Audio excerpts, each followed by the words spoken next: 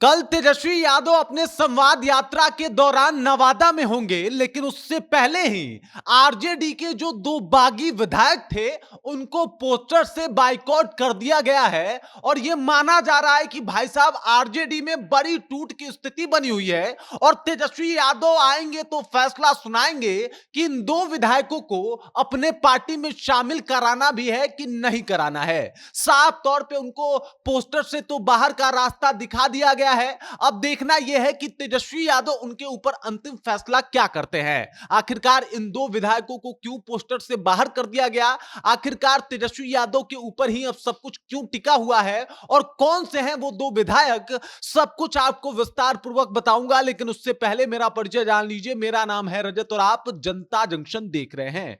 इस कहानी को समझने के लिए आपको लोकसभा चुनाव को समझना पड़ेगा। लोकसभा चुनाव 2024 नवादा से एक कैंडिडेट चुनाव लड़ रहे थे जिनका नाम था विनोद यादव। वो किसी पार्टी से नहीं थे बल्कि निर्दलीय थे और इस दौरान आरजेडी के दो विधायक जो थे वो उनके सपोर्ट में दिखाई दे रहे थे। पहले का नाम है, जो कि नवादा की विधायक हैं, उनका नाम है विभा देवी और दूसरे हैं रजौली के प्रकाश वीर। ये दोनों जो है वो विनोद यादव के सपोर्टर थे और उस वक्त विनोद यादव को सपोर्ट कर रहे थे।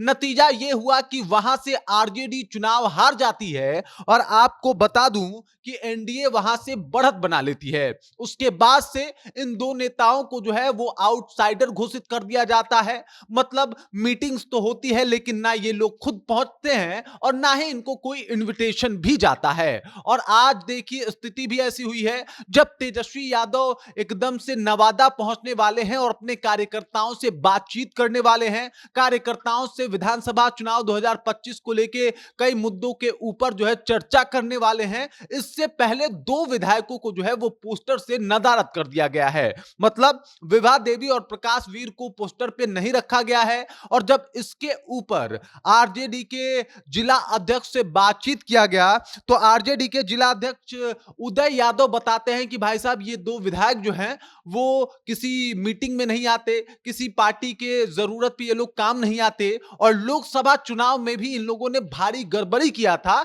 इसी वजह से इनको पोस्टर पे नहीं रखा गया है और इनको पोस्टर से बाहर रखा गया है।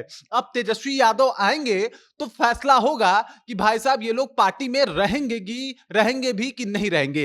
लेकिन मजे की बात यह है कि ये जो दो विधायक है, कल तेजस्वी यादव आते हैं, बातचीत करते हैं, तो देखना यह भी होगा कि ये दो विधायक वहां पे पहुंचते हैं कि नहीं पहुंचते, क्योंकि इससे पहले वो आरजेडी के किसी भी मीटिंग में नहीं पहुंचे थे और उस वक्त इन लोगों ने बागी तेवर अपनाया था। यानी लोकसभा चुनाव में इन्होंने निर्दलीय प्रत्याशी को जो है वो सपोर्ट किया था और उसके बाद से वहां पे भी जो है आरजेडी की हार होती है। बिहार की सियासत उस वक्त भी गर्म हो गई थी, लेकिन अब जब चारों तरफ होर्डिंग पोस्टर लगे हुए हैं, उसमें इन दो विधायकों को ना रखना एकदम से एक अलग तरीके से दिखा रहा है। आपको बता दूं कि नवादा विधानसभा में 6 सीटें हैं, जिनमें से 3 के ऊपर एनडीए का कब्जा है और 3 के ऊपर जो है वो आरजेडी का कब्जा है।